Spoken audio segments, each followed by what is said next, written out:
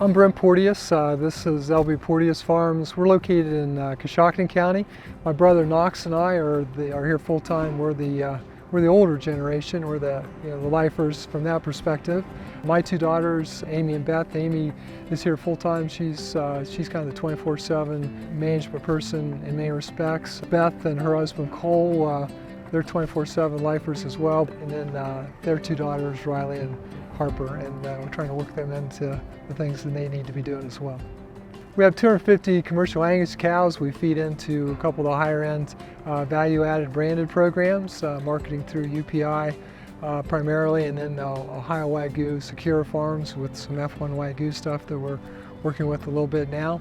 The building we had been feeding in, we'd fed in 50 annual cycles, and it was at the end of its useful life. So this facility was designed and thought about as our old facility started to get a lot of age on it. Through the planning process of the new facility, we were able to utilize some EQIP funds because of the environmental concerns that we had at the old facility.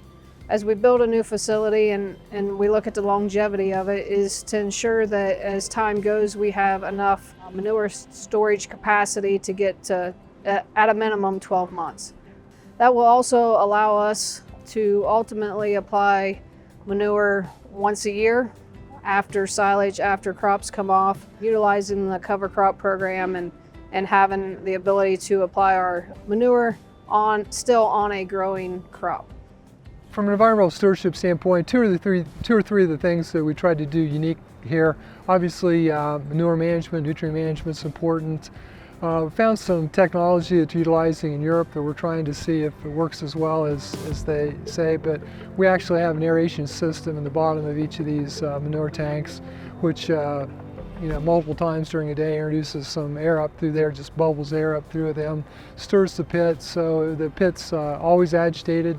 By introducing the oxygen, you move these tanks from more anaerobic to more aerobic-anaerobic balance. So you have a lot less bacteria grabbing that O off the NO3, that part of the nitrate, and trying to make it ammonia that bubbles off. So you're changing the science there a little bit and reducing the emissions off these pits. And then the other thing that's, and probably the biggest thing we're doing differently, got a hold of information about Lily's robotic vector feeding system, and then you got thinking about all the implications from that.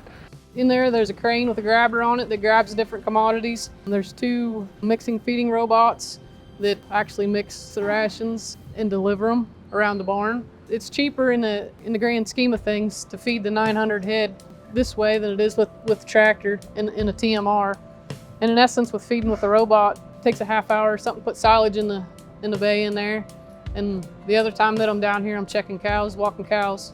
It's more focused on taking care of the animals than just getting feed out in front of them.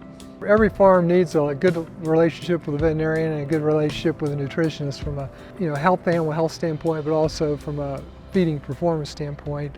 Rob Stout has been our operational veterinarian for a long time, and we've also had a 30-year relationship with Dr. Francis Fluharties. Francis has always preached bunk management and introducing feed into the animal's rumen as many times as you can. This robotic feeding system allows us to feed 5 or 6 times a day, if we choose, 4 or 5 every day, and have a much more even pH value in the rumen. So we're hoping for significant efficiencies there. Agriculture and most of the farm producing community are environmentalists from the basic sense of the words. We're trying to take a resource that God gave us and we either bought or came in through the family and keep it in a better situation to give it to our kids and whoever's going to handle it next.